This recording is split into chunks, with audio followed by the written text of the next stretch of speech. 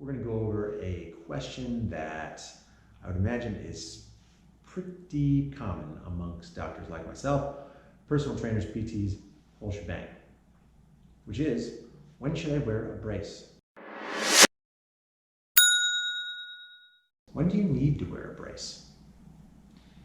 Braces are a lot of times a placebo, just to have that thought in our heads that, hey, this was injured before, don't do it again, gives you that sense of calm, because many times we don't need a brace. So if we're looking at, say, a lumbar brace, you'll see lots of heavy lifters walking around with that brace.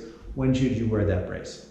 You should wear that brace when you are lifting heavy loads where your spine might not be able to maintain a neutral position. Why? Because, well, it's going to help assist your core in staying in the right position and keeping that spine nice and neutral. Why shouldn't you wear the belt when you're lifting all the time just to be safe? Well, what's going to end up happening is you're going to end up relying on that instead of developing core muscles to stabilize your spine.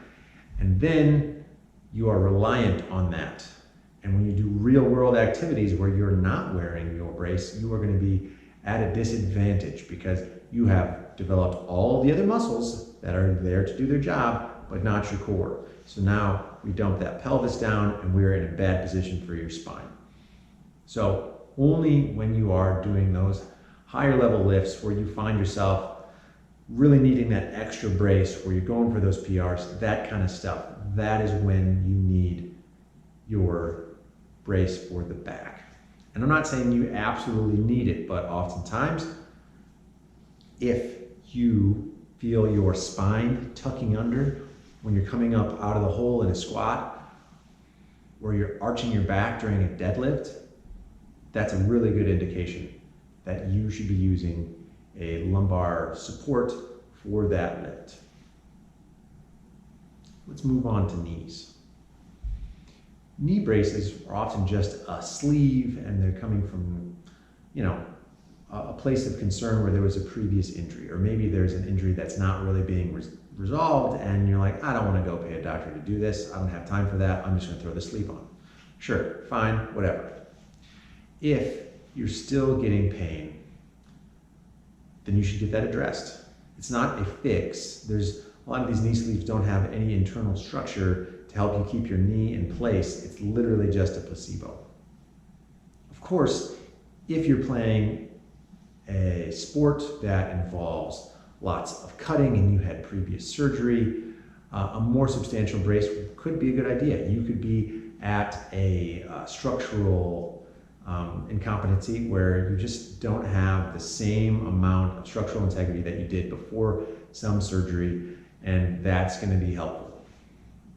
So if you're playing offensive lineman, or if you're going to do lots of cutting, with basketball, something like that could be good. But ultimately, if you have strong enough hamstrings and you're not worried about a traumatic event where somebody's running into you or your knee has an opportunity to get hit and you're going to blow out a knee, oftentimes those braces aren't needed. What's needed is balance between your quads and your hamstrings. So let's move on even further. And we'll go to an elbow strap, or say a toe pad strap for those patellar tendonitis. They are essentially the same thing. What's happened is you've overused the muscles attached to that tendon, and putting pressure on it relieves some of the pain. You have a problem, but you're just not addressing it. If you address the overuse and you fix the functional problem, you won't have that need for that brace anyways. Oftentimes those wearing those braces are people who just don't want to go to the doctor. And I'm not gonna lie, I can't blame you, but something like that, if left unaddressed, can turn into a big problem. That takes a long time and lots of money to fix. So if you find yourself needing a brace here at your knee, it's best to really get that taken care of and get that figured out sooner than later.